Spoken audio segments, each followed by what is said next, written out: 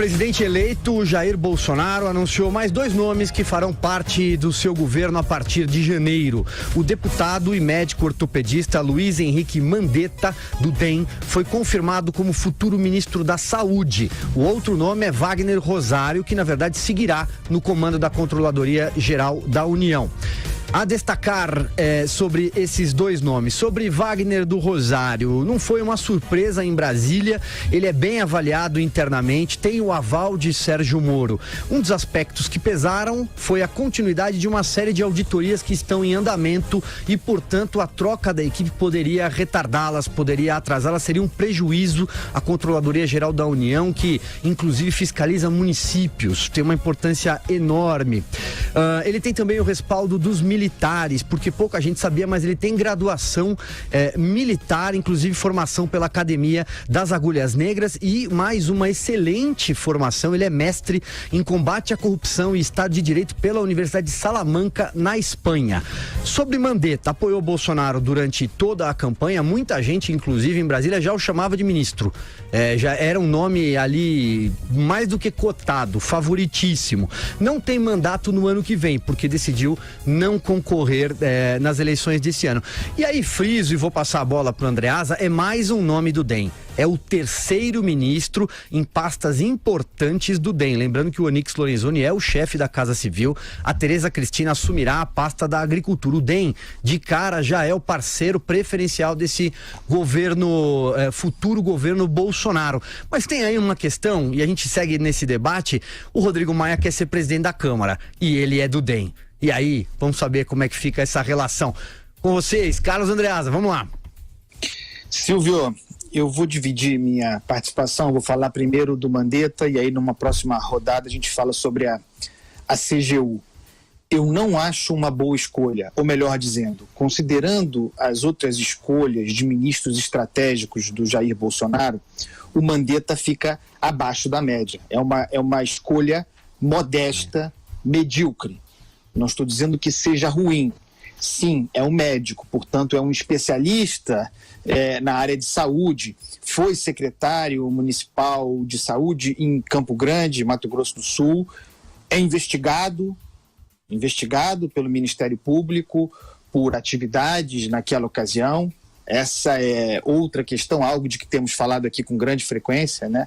A régua do bolsonarismo, quando com os adversários implacáveis, né? Investigado, citado em delação, suspeito de caixa 2. Não pode, corta a cabeça. Quando é um deles, aí, como eu digo sempre aqui, o Estado de Direito, felizmente, se ergue, e aí não, tem que ser investigado, tem que cumprir as etapas, o trâmite todo. É bom, como eu digo sempre, o mundo real educa. Sobre a questão do DEM, é isso, é mais um ministro do DEM, é o 3º, mas é menos do DEM e mais do Onyx Lorenzoni, ele próprio do DEM. Curiosamente, o Onyx, histórico baixo clero e desprezado no próprio partido, longe de ter as melhores relações com a liderança do partido, especificamente com o Rodrigo Maia, é ele quem vai colocando o seu DEM no partido e se cacifando. Esse DEM, portanto, é o DEM do Onyx, não do Rodrigo Maia.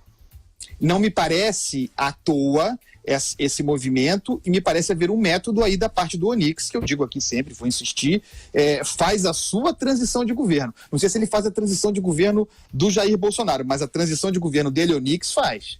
E mexendo nessas peças, colocando o 3º, contando com ele próprio, o 3º ministro do DEM, do Onyx, no governo Bolsonaro, ele joga um jogo que obstrui um pouco a passagem futura do Rodrigo Maia. O projeto futuro do Rodrigo Maia é esse de disputar a presidência da Câmara. Os adversários podem usar e certamente usarão isso. Peraí, o DEM já tem 3 ministérios, pode até vir a ter mais, e ainda quer presidir a Câmara. Então é importante ter clareza sobre isso. Outro ponto importante, é mais uma escolha derivada de grupos de pressão, de bancadas temáticas da Câmara. Nesse caso, a bancada da saúde que existe. Foi igual Da mesma forma, no caso da Tereza Cristina, ministra da Agricultura, também parte poderosa, influente de grupos de pressão na Câmara.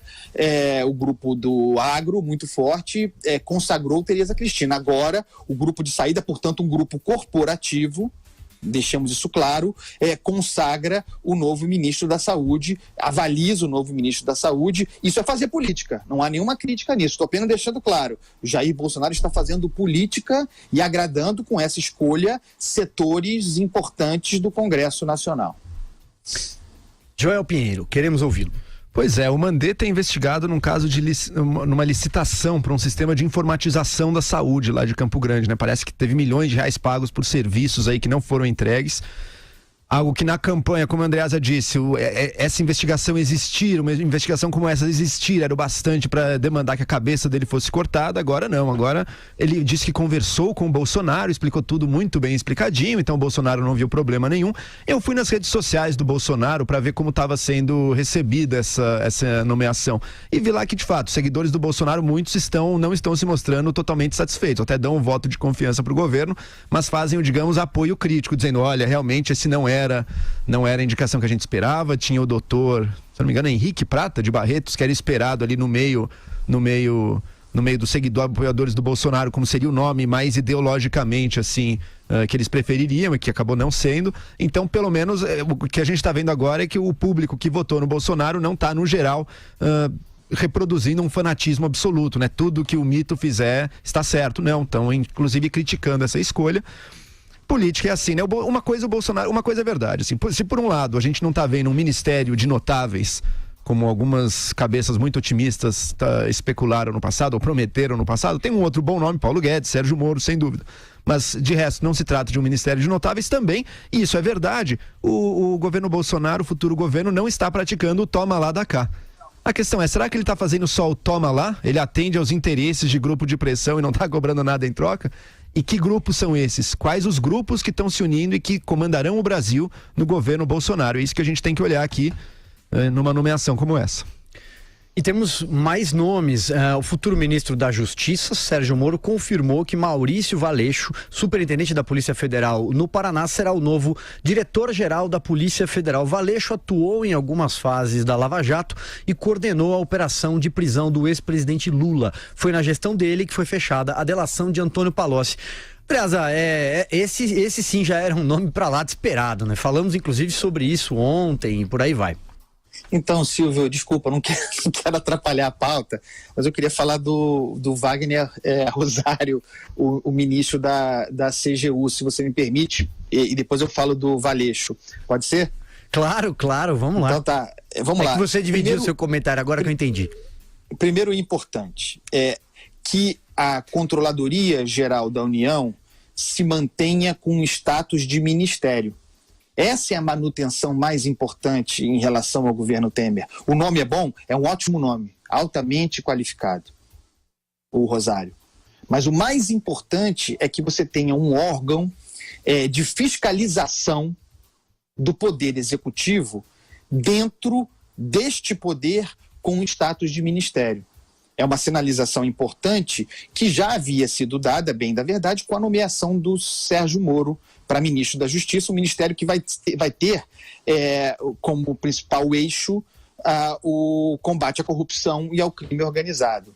Então, me parece uma boa escolha. Ele Rosário, Controlador-Geral da União, ministro, teve uma interlocução muito boa com a Lava Jato reconhece ele como um parceiro, ele foi chancelado, avalizado pelo Sérgio Moro e tem a seu favor, além de toda a formação acadêmica que você fez referência, Silvio, na abertura do programa, ele tem também essa formação militar, que é algo importante e que para mim é sempre um sinal de alto nível de preparação, porque os militares nas agulhas negras são formados em altíssimo nível. E aí eu emendo no Valeixo, novo diretor-geral da Polícia Federal. A gente falou sobre ele ontem, que ele era cotado, e o Sérgio Moro deixou claro que essa Polícia Federal será especialmente voltada, fala do Sérgio Moro, para a pauta do Ministério da Justiça, ao qual está subordinado, evidentemente. Combate à corrupção e ao crime organizado. E aí cabe falar que a Érica Marena, aquela que deu, delegada da Polícia Federal, que deu nome à Operação Lava Jato, vai ter um cargo estratégico ligado ao Ministério da Justiça de interface com investigações internacionais, com o fluxo de dinheiro, de lavagem de dinheiro, Caixa 2, esse esquema que a modalidade de investigação que a Lava Jato consagrou dentro do Poder Executivo na mão de uma especialista nesse tipo de atividade. Então, vai se formando mesmo, sob o comando do Sérgio Moro, um Ministério da Justiça como nunca houve. Esse Ministério da Justiça com um foco em investigação de movimento financeiro, portanto, corrupção e crime organizado, isso nunca houve. A corrupção, as coisas são ligadas, evidentemente, a corrupção, a Lava Jato sempre soube rastrear muito bem. A fronha, se enfronhar no crime organizado, e é evidente que a corrupção é associada a isso, que é um desafio novo. Enfrentar, especificamente aqui no caso do Rio, mas é influência nacional, porque tem a ver com tráfico de armas, eventualmente com tráfico de drogas, o jogo do bicho, as milícias, as grandes organizações multinacionais. O PCC hoje em dia é uma multinacional, talvez seja, sem sacanagem, desculpa a expressão, a principal multinacional brasileira. Então, esse para mim é o principal desafio desse Ministério da Justiça, e ele se conforma muito bem para isso. Tenho muita curiosidade e insisto que terá limitações o Sérgio Moro se não conseguir aprovar uma legislação específica. Para isso, precisa do Congresso. Vai lá, Joel, então, falando sobre a nomeação do Valeixo. O Sérgio Moro continua dando mostras que vai levar adiante o brilhante trabalho que a Lava Jato fez, né? O Moro e a equipe dele são bons em rastrear o dinheiro. É gente especialista nisso. E quando era preciso fazer isso, jogavam pro Moro, ele ia atrás do dinheiro e descobriu, desacobertou os maiores esquemas de corrupção aqui que a gente conhece até hoje. E acho que no governo federal vão conseguir fazer mais. Como a Andreasa disse, o desafio é dar o passo seguinte.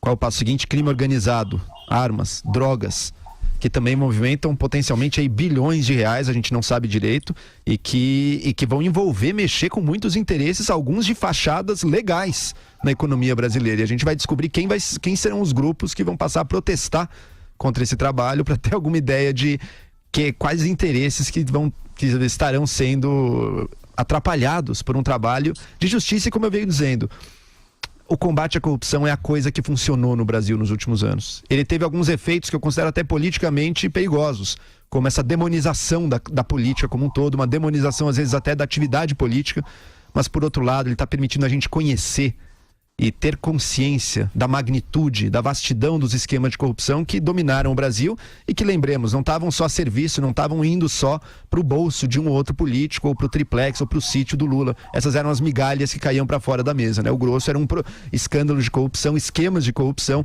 tendo vistas a perpetuar projetos de poder em âmbito federal do PT e em âmbitos mais locais de muitos partidos e muitas organizações aí. Sérgio Moro, lá em cima, já deu mostras, como a gente comentou ontem, de que não está fazendo o serviço de Bolsonaro coisa nenhuma, está encarando esse ministério como uma oportunidade de fazer um serviço ao Brasil e de institucionalizar um combate à corrupção aí na esfera federal do governo do Estado brasileiro, e vamos ver se consegue levar isso adiante. Sem dúvida, o primeiro passo, um pacote de leis que permita a justiça, que permita a polícia combater, perseguir, investigar e punir os corruptos. Muito bem, seguindo, aliás, André, só fazer um adendo ao teu comentário sobre a delegada Érica Marena. Ela tem especialidade nessa área internacional.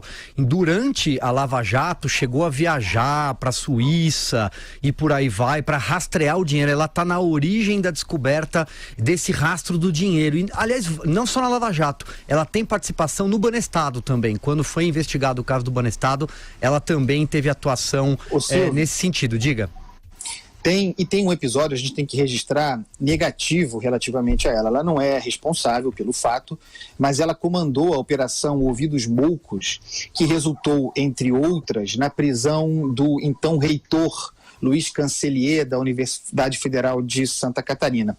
Foi uma prisão muito controversa, eu comentei isso na época, a meu ver uma prisão ilegal, não havia nada contra o sujeito, nunca houve depois, nunca se provou que ele houvesse participado do esquema criminoso e se beneficiado do esquema criminoso que supostamente havia na universidade, desvio de verbas, e em função da humilhação causada pela prisão e, portanto, por ter perdido a sua posição importante no meio acadêmico, o cancelier, o reitor, se suicidou. Então, é uma história trágica, mas que precisa ser registrada, porque é uma parte pouco comentada, mas aqui nesse programa a gente fala sobretudo dos excessos dessa cultura do denuncismo e de se prender as pessoas sem provas, sem a devida investigação, sem o devido processo legal, eventualmente resultando em desgraças como essa.